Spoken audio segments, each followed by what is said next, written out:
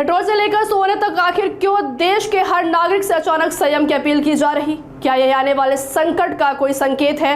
जी हां, अभी हाल ही में पीएम मोदी ने नागरिकों से कई अहम अपीलें की। सरकार चाहती है कि अगर अंतर्राष्ट्रीय बाजार बिगड़े तो उसका असर आम लोगों की जेब और रोजमर्रा की जिंदगी पर कम पड़े।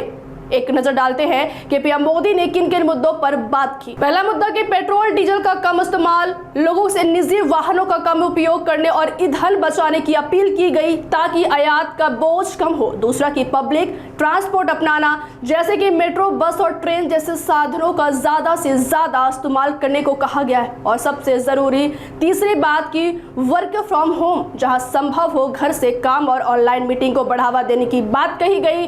वही चौथा कि विदेश यात्राओं में कटौती, गैर जरूरी विदेश यात्रा और छुट्टियों को टालने की सलाह दी गई। पांचवा की विदेश में शादियों पर रोक जैसा संयम, डेस्टिनेशन वेडिंग जैसी खर्चीली शादियों से बचने की अपील की गई है। वही छठा, सोने की खरीद में संयम। जी हाँ, गोल्ड आयात पर देश का बड़ा खर्च होता है, इसलिए फिलहाल गैर जरूरी खरीद से बचने को कहा गया है। सातवां, खाने के तेल की खपत कम करना, घरेलू स्तर पर थोड़ी बचत करने से देश के आयात खर्च में राहत मिल सकती है। आठवां, रासायनिक खाद का कम से कम उपयोग, किसानों से प्राकृतिक खेती और कम केमिकल इस्तेमाल की ओर बढ़ने की अपील की गई है। वही ऊर्जा की बचत, बिजली और ईंधन का सोच समझकर उपयोग करने पर जोर दिया गया है।